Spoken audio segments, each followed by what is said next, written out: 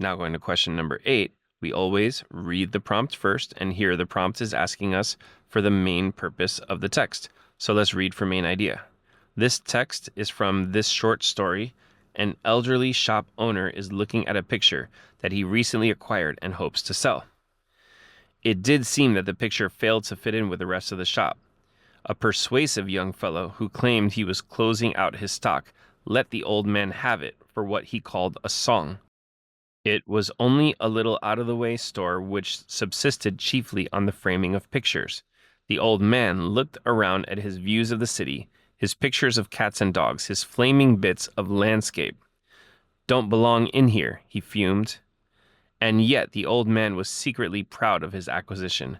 There was a hidden dignity in his scowling as he shuffled about, pondering the least ridiculous place for the picture. So one thing you might notice is that I didn't read big here because rules are meant to be broken. And this is a 1912 story with a little bit more of an old-fashioned language. And I personally am not going to be as able to kind of breeze through it the way I would through regular stuff. And that's okay. It's good to change things up a little bit once in a while. In fact, it helps a lot if you think of a long test where you're tired. You may need to kind of change your perspective once in a while just to shake things up.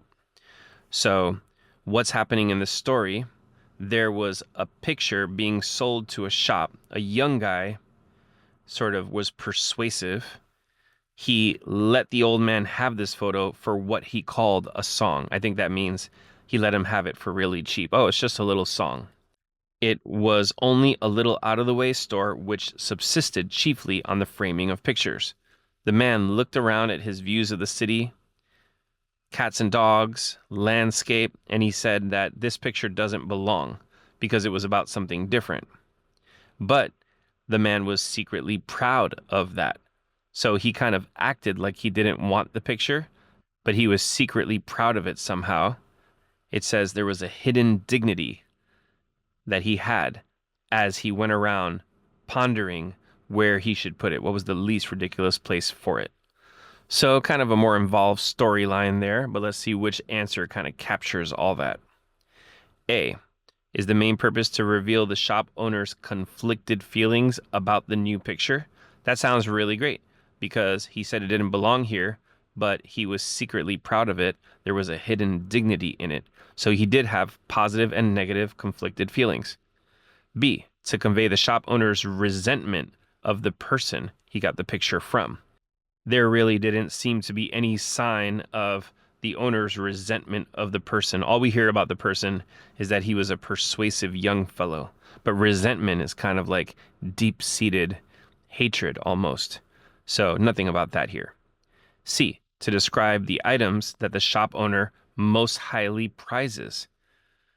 We hear a lot about the regular items that tend to be in the store. City, cats and dogs, landscape. But we're not really seeing anything about those things being so highly prized. And D, to explain differences between the new picture and the other pictures. Well, that's part of the story. But just because it's part of the story doesn't mean it's the main thing. The conclusion of everything was that even though the man said he didn't like the picture and it didn't fit in, he was still secretly proud of it. So that's more clearly a main idea here. And so the answer for 8 is A.